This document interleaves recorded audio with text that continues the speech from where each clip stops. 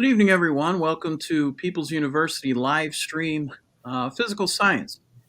Tonight, we're going to have a panel discussion about some issues related to science, about the scientific method, and how you find good science online and other places. Before we introduce our guests for the panel this evening, I just wanted to announce a couple of things.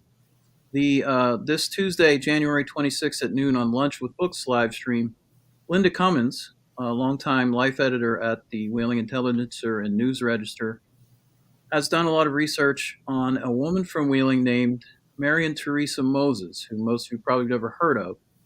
And we call the program Archiving Wheeling Presents Lesser Known Legends of Wheeling. Ms. Moses interacted with Cesar Chavez and Dorothy Day and Gloria Steinem, people like that, but was dedicated to helping the poor. So you'll hear about that on Tuesday. And next week, Erin, one of our panelists this evening, will present the fundamentals of chemistry. That'll be 6:30 next Thursday. And we'll be getting into the meat of the science, the physical science that we'll be talking about during the series. Our guests this evening, and you can see them on your screen now. I'll introduce each one briefly. Darlene Stradwick is Field Site Coordinator, Ohio and Marshall Counties for West Virginia University Health Sciences and Technology Academy, and she will tell you more about that in a minute. Erin Duffy, who I already mentioned, happens to be my sister, earned her BS at Wheeling Jesuit College and her doctorate at Yale, which I've never heard of. I think that's pretty good school. She's Chief of Research and Development at Carbex, Boston University. And Stacey Vargas, you see Stacey down there in the bottom right, is a physics professor at Virginia Military Institute in Lexington, Virginia. She earned her BS in physics from Wheeling College in 1988 and her PhD at the University of Connecticut. Maryellen isn't with us yet, but hopefully she'll be here soon. And you met her last week, and I'll when she comes on, I'll introduce her again. So we wanted to start this evening by giving each panelist an opportunity to make an opening statement and talk a little bit about their work. And we'll start with Darlene Stradwick.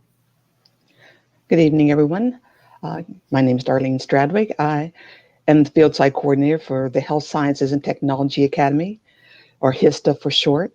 HISTA started in 1994 in West Virginia. It's a program for high school students who are interested in going to any health science or STEM field. The reason we started HISTA was because we found that students may want to go into these fields but didn't have the scientific background to get in the fields. So our students do science research for all of the 4 years that they're in high school. We have usually about 700 students per year in the state of West Virginia. We're in 27 counties in West Virginia, and it is only a West Virginia program. The students are either, they have to fit in one of 4 categories: African American, low income, first generation college student, which means neither of their parents has a 4-year degree, or they live in a rural community. HISTA currently is 69% female, 37% African American, 46% low income, 46% first generation. We've graduated since 1999. Actually, in 1998, we've graduated over almost 3,000 students in the HISTA program.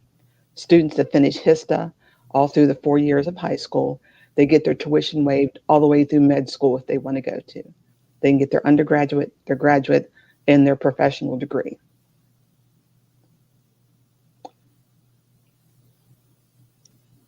Thank you, Darlene. Let's have Stacey go next. As Sean mentioned, I'm a professor at the Virginia Military Institute. I enjoy teaching all levels of physics here. I also do research. My research area is in laser spectroscopy, so I study sort of garnets and crystals and what happens in those if you hit them with the lasers. But more recently, I've switched over to free space optics laser communication. So using lasers to send information and studying sort of the propagation of the laser in the atmosphere to try to understand better the performance of light propagation in wireless communication. And last but not least, let's hear from Erin. Okay, can you hear me? Yes. Okay, great. Hi, I'm Erin Duffy. Currently, as my brother said, I'm Chief of Research and Development at an organization called Carbex. Carbex stands for Combating Antimicrobial Resistance. The X stands for Accelerator.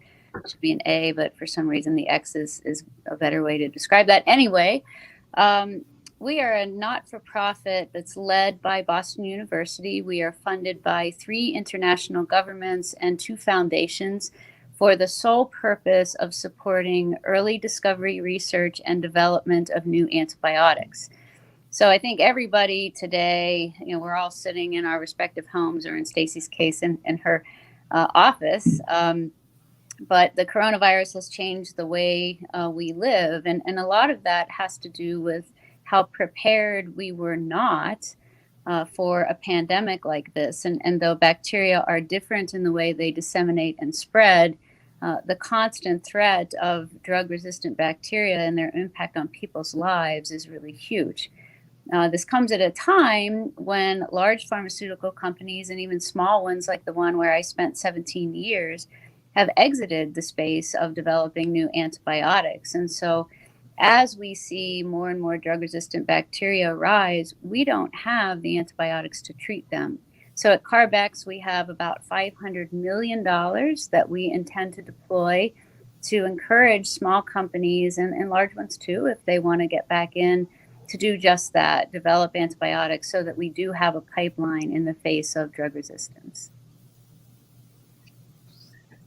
Okay. Sorry. I was just texting with Maryellen. Just had a little trouble getting into the platform. So I just wanted to let her know how to do it. And why don't we start with, first of all, before we do that, I forgot to mention that you can win this lovely Women of Science pint glass this evening. Just all you have to do is like our page, like our video, or ask a question or make a comment, and I will put your name in the drawing at the end of the panel discussion. So let's start with the elephant in the room. Okay, women in science. Science traditionally, maybe historically, was regarded as a male discipline. I think that's fair to say, right? Would you agree? Yes. What in your own careers have you encountered along those lines, and how did you overcome those challenges? Anyone want to start with that difficult question? But it's really one of the reasons we're here, to talk about diversity in this profession. So, Darlene, do you want to start? Yeah, sure. Some of the things, as I was thinking about that, I was writing down some things. We're not taught science, especially as African Americans. I was talking to someone the other day, the 2 people in history that they ever talk about was George Washington Carver and slavery. No one ever talked about the Black inventors, the Black scientists, the Black explorers that were out there. We were never taught about those things, and they were part of past history. I could see when I was in school not learning about Martin Luther King because those things were happening at the time I was in school. But the past and the history of things, especially, as I said, until I went to a program at Lindsley School. It was a Black History Month program, and they had this program called 101 Black Inventions. I never knew there were 101 Black inventions because we're not taught that, yes, Black folks have contributed to science, and women had contributed to science. And until Hidden Figures, I had never even heard of Katherine Johnson. Yeah. So, Stacey, you're at VMI, right? how did you get to be at VMI as a physics professor? How did I get to VMI? Well, actually, I ended up at VMI because I applied based on an ad that they wanted to start a laser research program. So it was purely that my research fit the institution. When I came, I was very skeptical and not sure that this would be a good place for me. And at the time, VMI was still all male. They went co-ed in 97, I guess. And so it was the last year. They were 95, 96. They were still all male. And when I came, it was definitely male dominated. I mean, there were no women in my department. There were no women in science. There were no women in engineering in terms of faculty. There was one woman in math.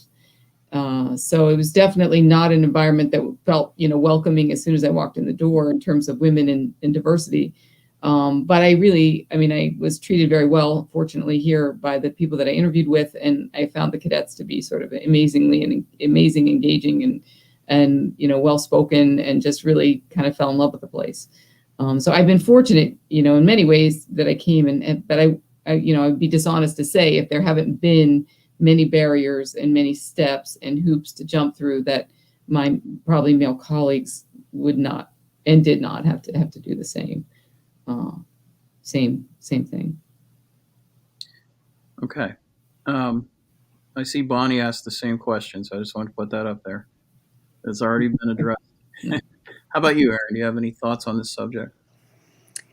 Well, it's interesting. I think I, like Stacey, have to say overall, I've been quite lucky in my career. And I'd like to say, not just because, this is broadcast from Wheeling and we share a history from Wheeling College, but in fact, I have to give a lot of credit to the chemistry professor there, physical chemistry professor Chuck Lohner, who is no longer with us, unfortunately.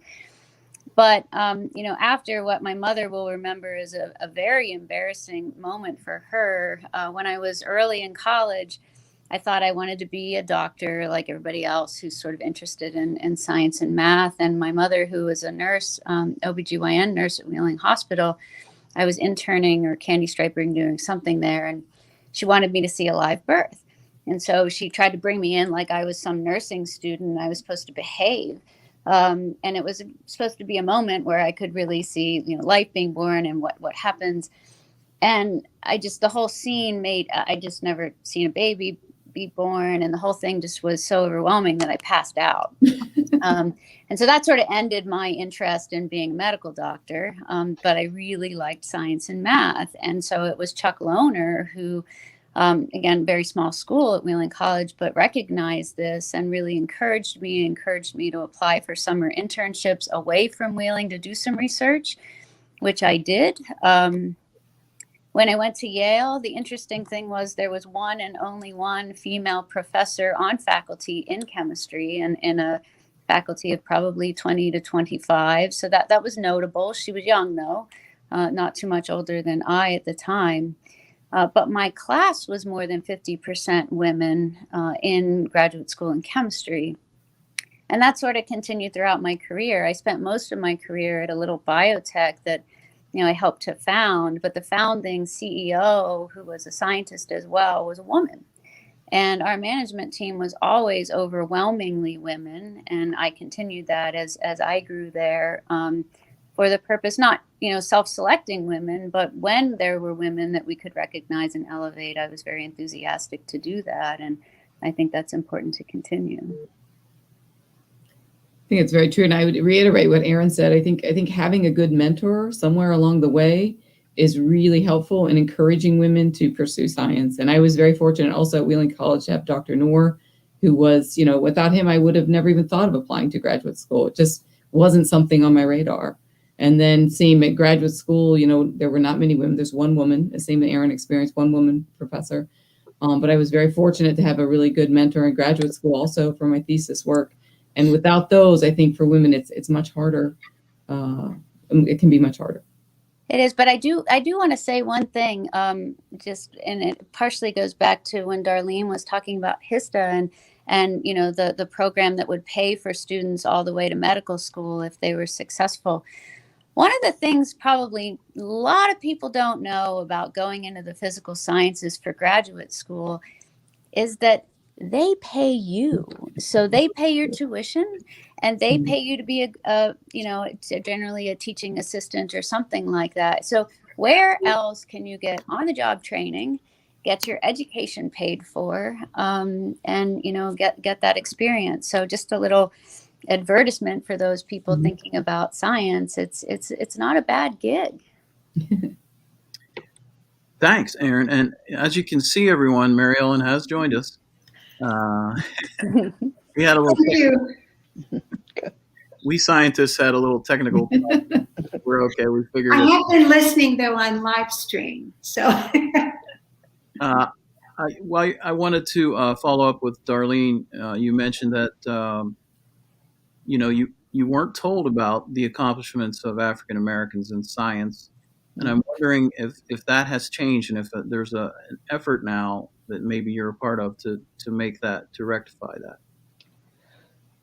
Well, in our program in HISTA, a lot of the mentors for our students are African American.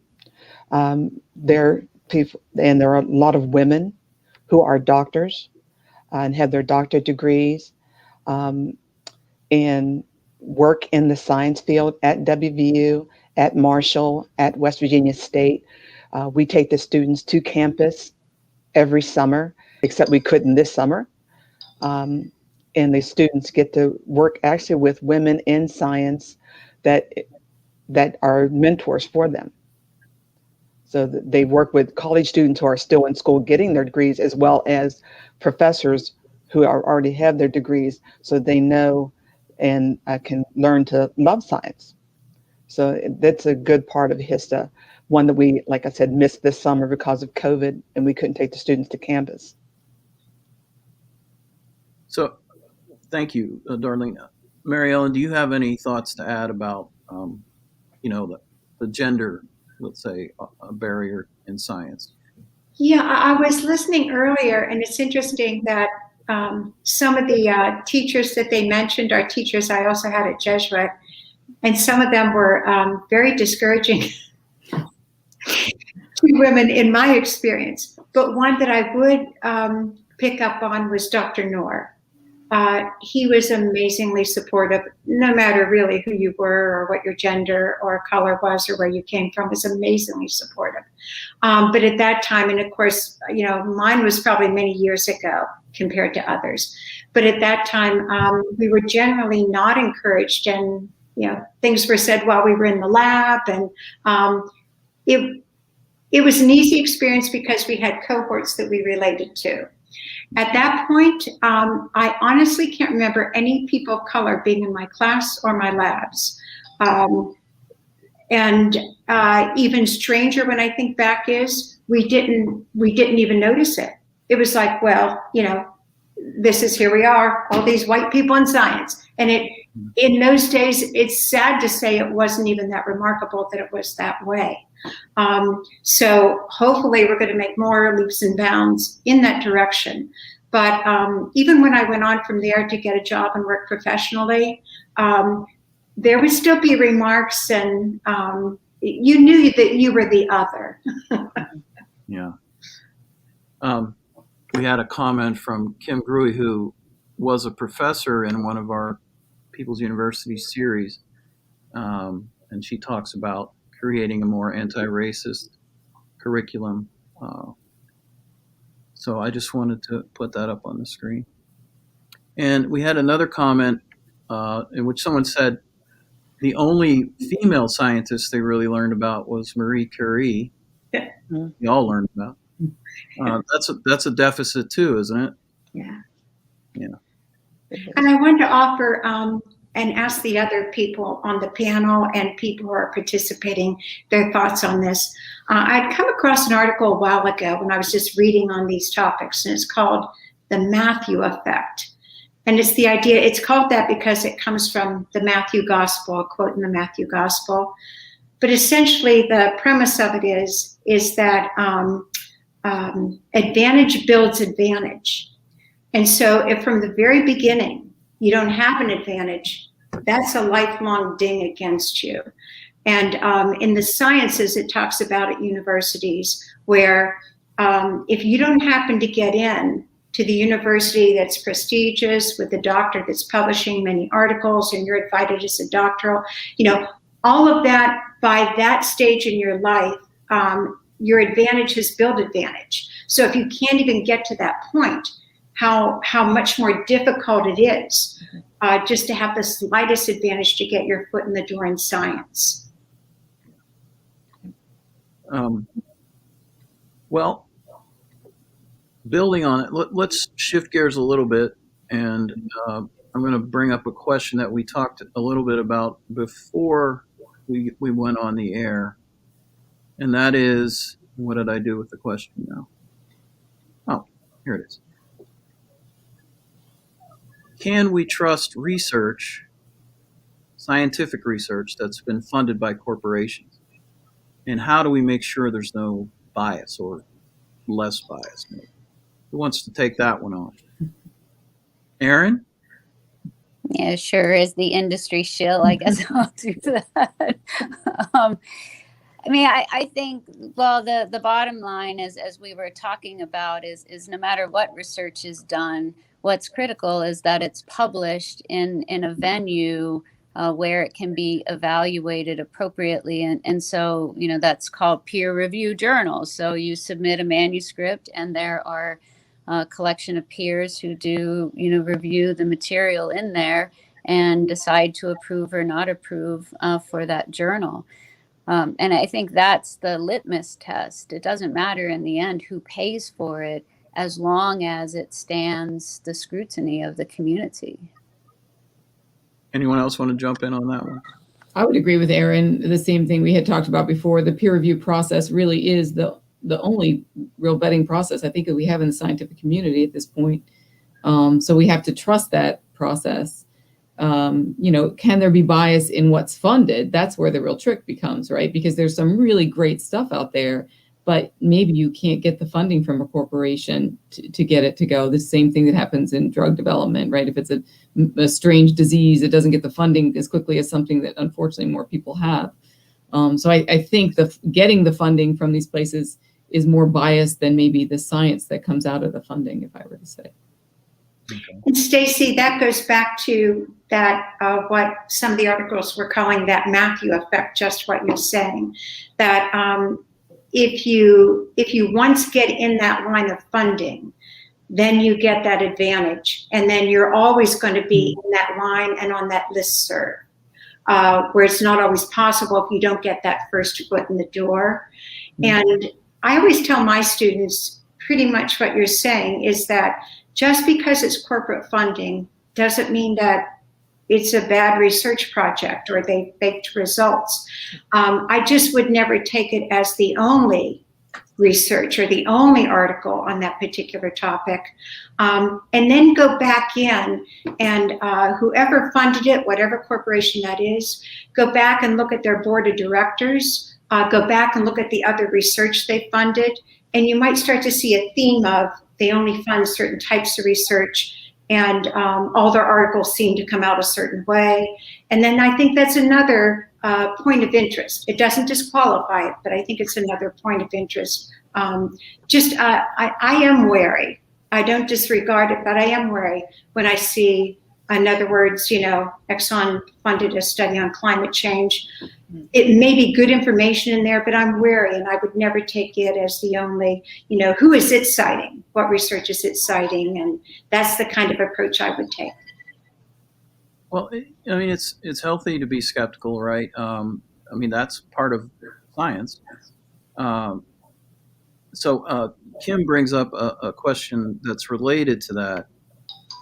So I'll put it up on the screen. Her thesis says that an anti-science campaign does exist. And how do we debunk dearly held ideas that contradict the science we have? Any thoughts on that?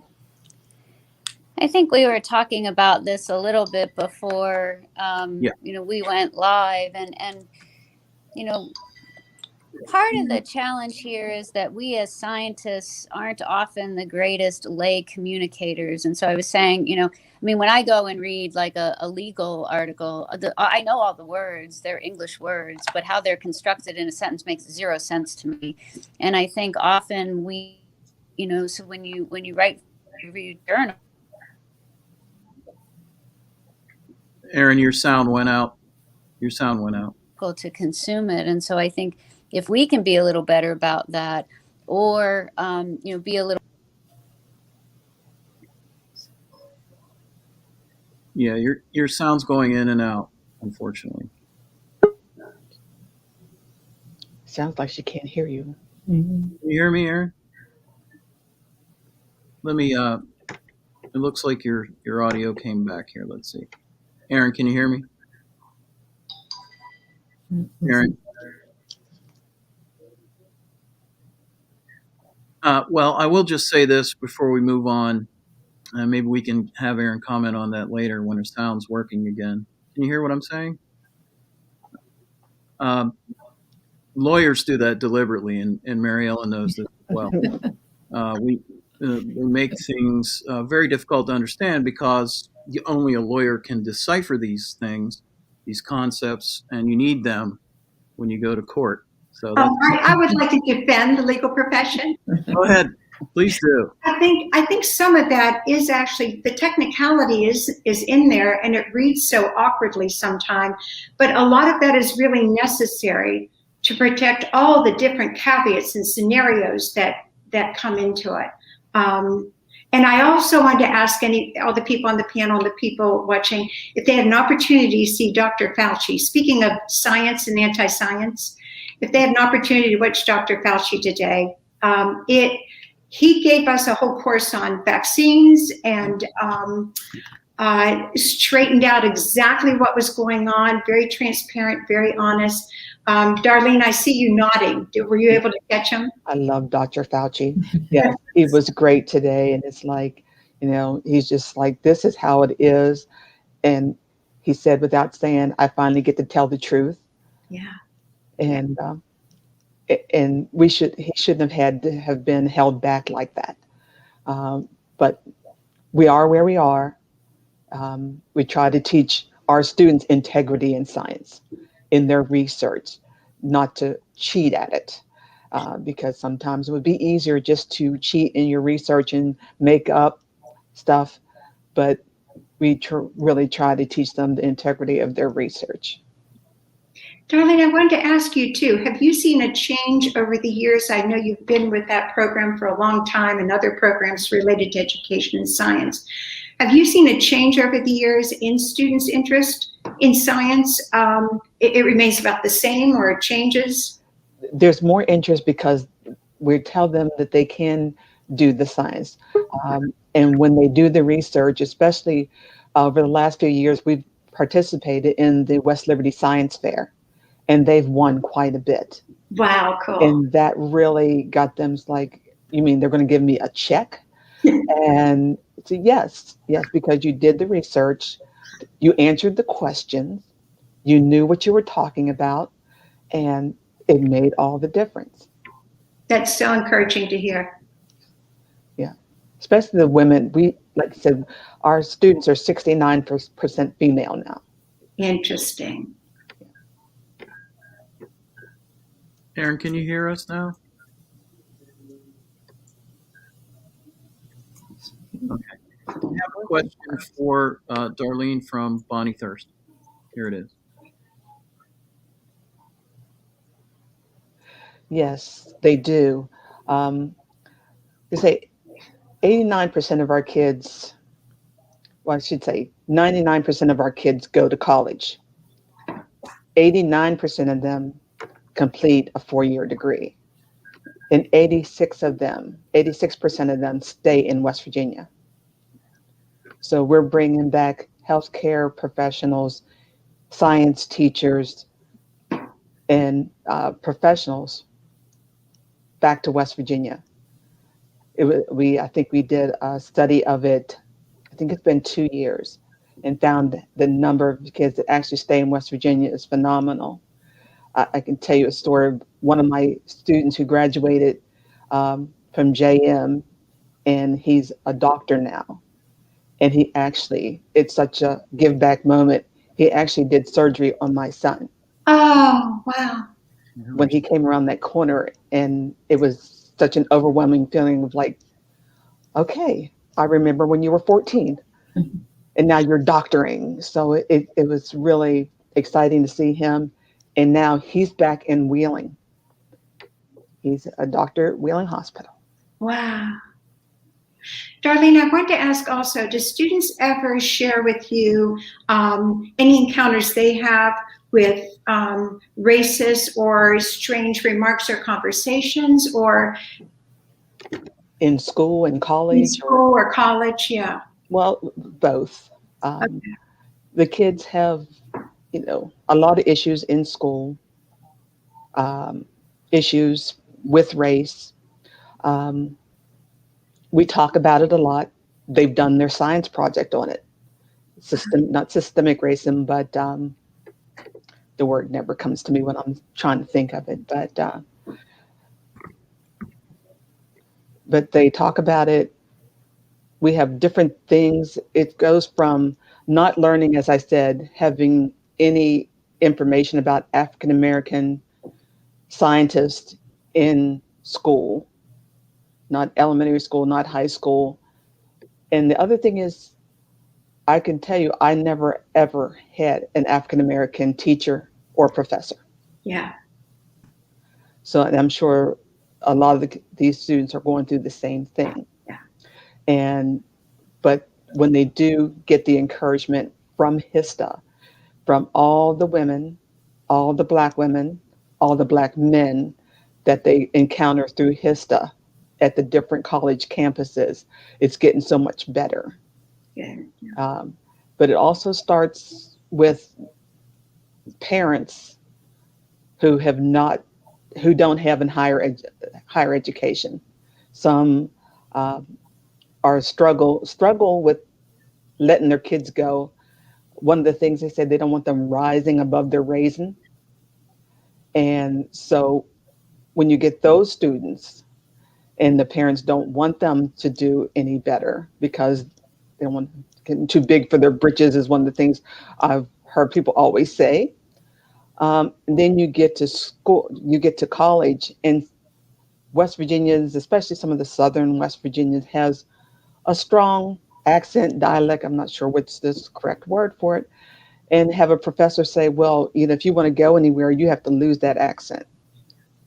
So there's a combination of things. It's being from a rural area, having that, being Black, rural, and having that accent that sometimes they don't get, I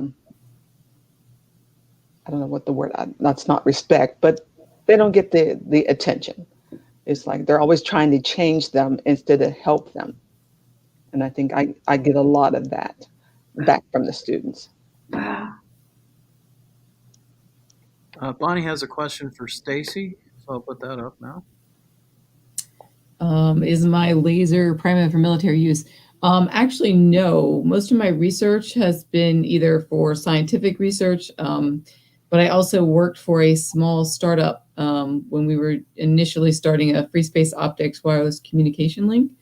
And so much of what I did was to try to help this startup with the science that they needed to be worked on. So actually, none of what I'm currently working on is a military application. Okay, Erin, can you hear me? Yes. You had said something before when the topic was bias and why people have lost trust in science, and your microphone went out, so I wanted to give you an opportunity to say what you were saying there. Oh, sorry. I don't know when I cut out, and you're going to hear that fan of mine because I'm back on that computer. But anyway, it sounds fine. Okay. So one of the things that we were talking about at the before we went live was that often when we write manuscripts for peer review, they're written for our peers. And that often means we're using language that is maybe too technical. It's great for communicating within science, but to communicate with lay people, we don't do a very good job at even an introduction or conclusion or something that's consumable. I think I was saying maybe before I cut out that it's the same for me in other fields. Like if I pick up something in a law review, you know, I know all the words, they're English, but in a sentence, they don't make any sense to me. And so I think we can do a better job of maybe writing some opinions, you know, based on peer review that we've read in more popular science, or even, you know, in newspapers that, you know, can be consumable. On the other hand, I will say, you know, there are some really good science editors in some of your bigger journals. So, you know, I particularly follow the New York Times and the Washington Post, who I think both have terrific science correspondents. And I would say the Wall Street Journal as well. Those are like the three I read, and they often distill it in a way that is consumable. Another thing we talked about before we came on the air, and Stacey was talking about, the idea that if people don't have a fundamental understanding of science, and you were talking about law, and I made a comment that Maryellen corrected me about lawyers, and I did go to law school, and I've worked for lawyers. But and I was only kidding in part. That was in jest. But the point is, and I forget where I was going with this. How did I start my sentence? Stacey was saying yes. Something. How do we make science accessible? And part of that is what we're trying to do here. But, you know, it's an ongoing thing. Science accessible to people who have no training or understanding of it. Stacey, since you started that conversation. Well, I think some of it goes back to what Erin said, which is this communication that scientists have to get better at communicating. Before we came live, I was saying, you know, I really want, like, you know, instead of Fox Sports Live, I want Science Live 24/7 on the radio, talking about science and getting the word out there and sharing ideas.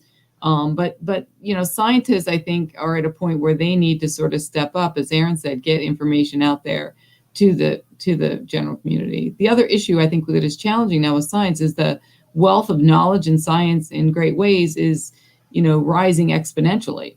And so as a scientist, like if I'm doing free space optics in my lab, it's almost hard for me to communicate with somebody on a topic unless you're doing free space optics like I'm doing. So we get so specific in our own area that we forget how to communicate with the broader audience. And so I think we as scientists are at a pivotal point where we need to start, you know, vetting out in more public places in general knowledge, you know, use to the public. And it can't all be done through the internet. I don't know, I mean, that's the easiest way, but there needs to be other venues to get this information out to people so they trust us again. And I think it used to be that it was discouraged. I mean, scientists were discouraged from speaking on a general platform about any topic that even verged on, you know, political or controversial. And there was kind of a, I feel, understood agreement in the scientific community that if you put yourself out there like that, you know, we're going to reserve what's going on as far as more funding and all, because you're just a little too risky going out in public like that, making these statements and pronouncements that, again, if they're on controversial issues. So I think for years, scientists were discouraged from doing anything in public that wasn't, you know, pure, just generic kind of information.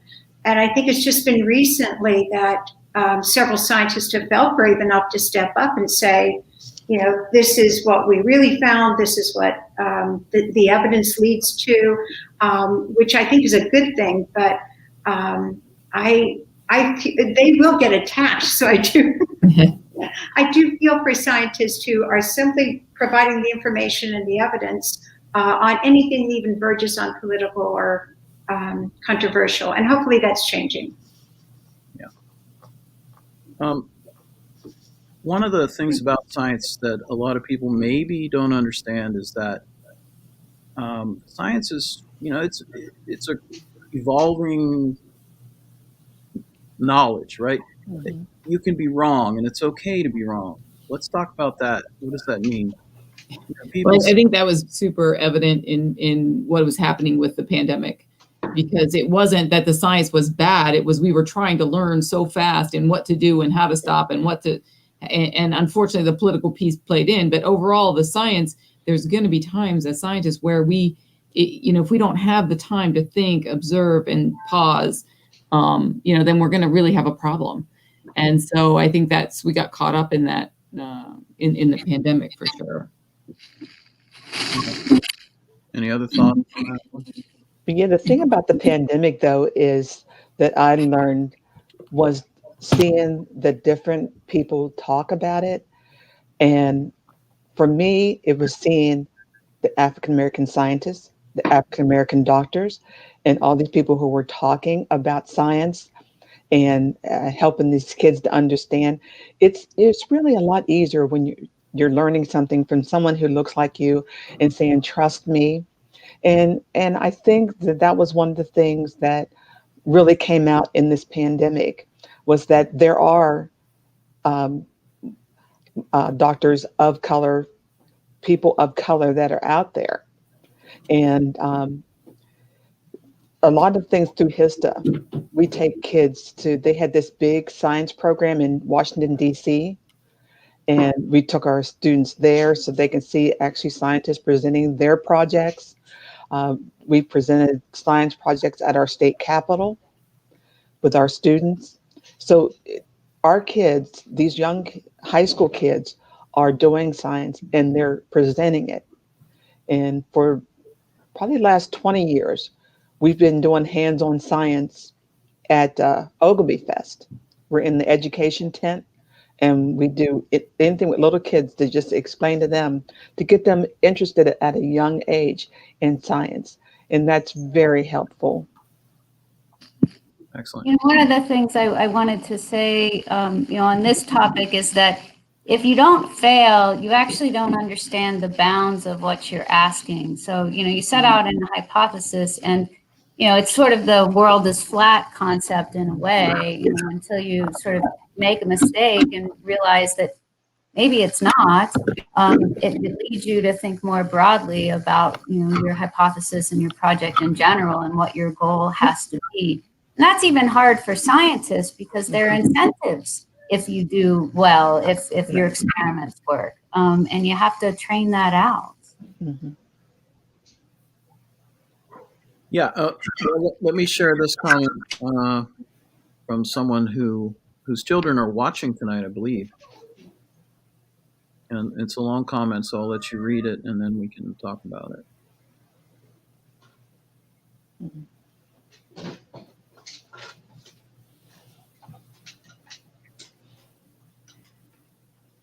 So she's asking about other resources for children to learn science. I'm curious, could you give us more information as what you're describing as the a la carte method of teaching science? I'm sure you heard that, Erica. Let us know what you mean by that. I think Maryellen had a good point in her talk a while back that there is this challenge of what are we doing to squash the curiosity of our students from kindergarten up through high school? Kids, she said, are naturally curious, and it's absolutely right that they are so excited about science. I feel very fortunate that I got excited about science through my brother's chemistry kit. Like, he had this chemistry kit. I thought it was the coolest thing in the world, and I never lost that curiosity factor. But it's very true. In our schools, we're going to these methods and this learn for the testing. And I think we're steering slowly away from learning for the learning purpose and the curiosity and the interest. And everything becomes learning for the test. Right. And as a result, we're sort of really in a bad place right now in terms of really stimulating our kids and their interest in science. Yeah. And that's what we found. Like I said, the reason HISTA was started, and it's all hands-on science with the students because they stopped doing hands-on activities. And so the kids stopped learning about the science. Mm-hmm. But the things when they do, at the science fair, there are a lot of middle school kids. There were more middle school kids because usually HISTA had only high school kids at the science fair. But the middle school would have 3 rooms full of kids with their science fair projects, and they were fabulous. And so the interest is there, is how to keep it going. Mm-hmm. And I think that schools don't reward. It's the same that Erin was saying about some of the, rewards for you failed. You didn't really fail in your experiment, but you didn't come up with the ultimate answer. You eliminated one of the answers that weren't true. That's not highly rewarded, at least in publication. And I think in school, that curiosity type learning isn't rewarded. You progress through by getting those standardized tests or those ACS, and so we're putting education in a really tough bind. It's like, you're damned if you do and you're damned if you don't. So it would help if, however we're going to be evaluated, would match up with what the students really need, which is this hands-on learning that Darlene is talking about. And the lady who was talking about sites for kids, there's a site called Science Exploratorium. Great hands-on activities for little kids. And that's what we use when we have the hands-on activities at Ogilvy Fest, because it's a lot of just, can you put it's like ooze and different things that they can touch and they can mix and and we usually let them take it with them so that they can go home and remember what they had done. So those are things for young kids. That's a great site that I use every year. What was the name of the site again? It's called Science Exploratorium. Exploratorium. Okay. Here is Erica Fly clarifying what she had said earlier.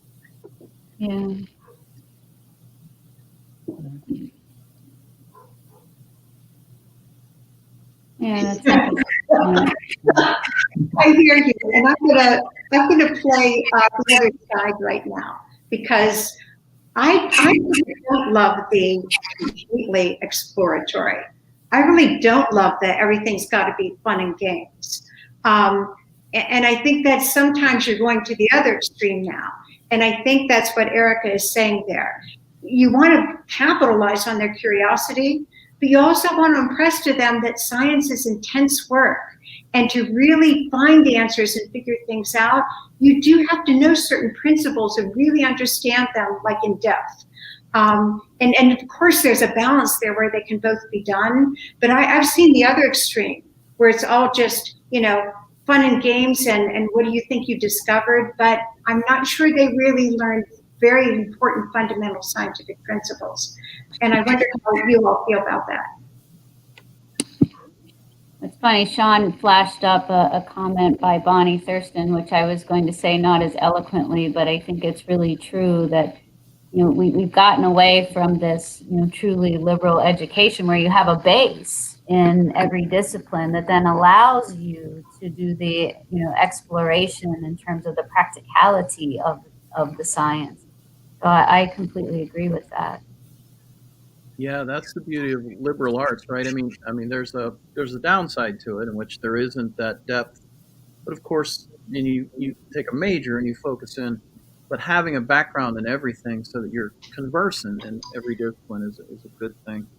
That's something I think maybe we've lost sight of a little bit these days. Anyway, but also, I think it's very teacher dependent, so it's interesting. I mean, I'm obviously a chemist by training. The number of times I've gone to a doctor as he or she is about to prescribe, some medication for me, and they say, "Oh, you're a chemist? Oh man, I hated chemistry." and I think, well, what do you think that drug molecule is that you're prescribing? But their experience, if you dig deep, you realize that it was all, I saw comments about sort of learning for SATs. So if you're learning and memorizing just to do the test and ultimately the strategies for doing well on your MCATs or whatever, that's very different from learning fundamental principles and how to apply them. Yeah.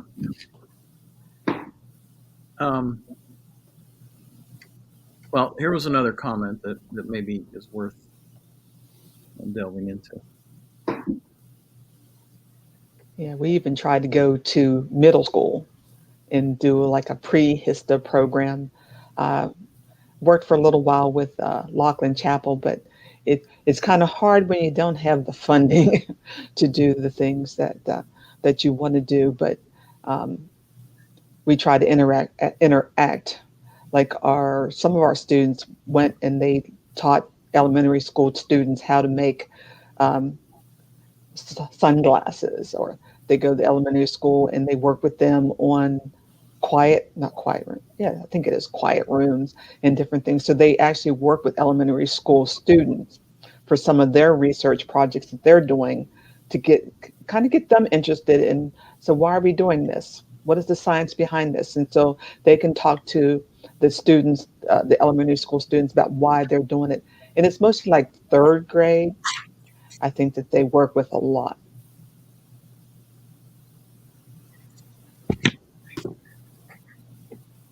I want to see if, okay, here's a comment from Bonnie.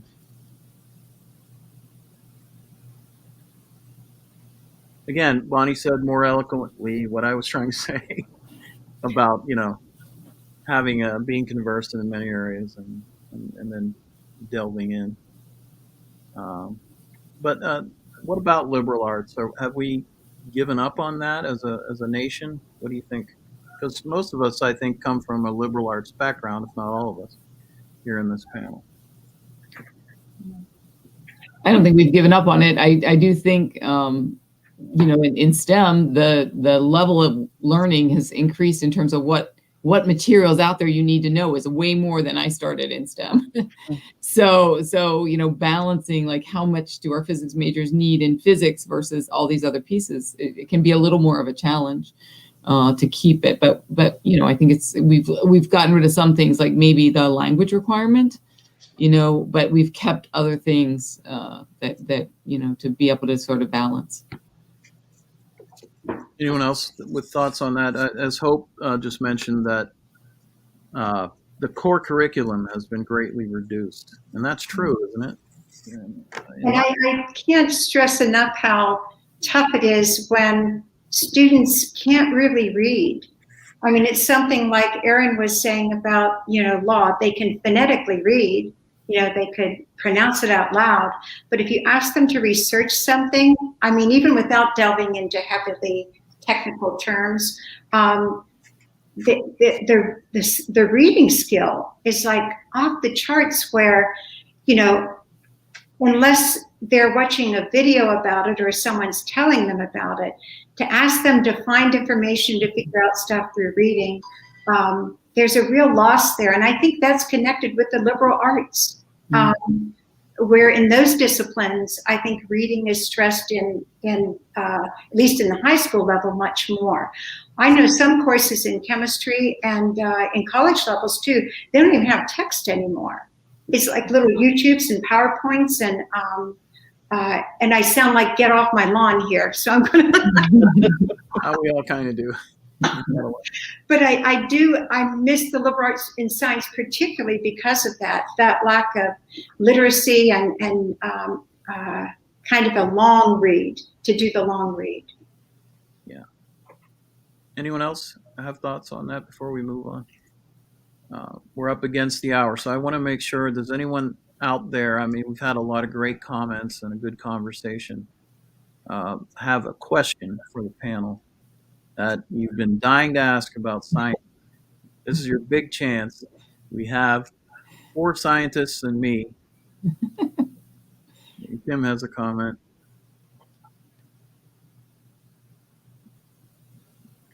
Okay. Oh. I'll just leave that right there. I'm not sure. Not an expert on that culture, but we're all exposed to it recently, unfortunately. Does anyone have a question among the panelists or another panelist? Here's another. Oh, open. Okay, Kim's asking about open education and open research. Any thoughts on that?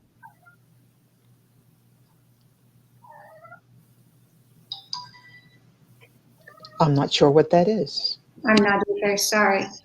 Could you give us more information? Are you meaning some of these open source periodicals for publishing? Yeah, so I mean, there are a few, in the biochemical sciences that we contribute to, and I do read. I think probably the biggest threat with them is the threat to the revenues of the journals that aren't open access. Yeah, there's what is it? The Students' Library of Open Science. There are a lot of really good websites now where they don't have that paywall. Those to public. Right. I mean, they're still peer reviewed. There's just not, it's just consumable immediately, which is good. A lot of textbooks have also shifted to open resource textbooks in colleges, just based on affordability. I mean, textbooks have, skyrocketed, and editions get more costly. So open source textbooks can be a great way around that. We're just free. But unfortunately, that goes back to the back on the computer and the visual piece learning versus, textbook and hand reading. Same in theory, but not quite. Kim says, exactly. Do you think this can open up science?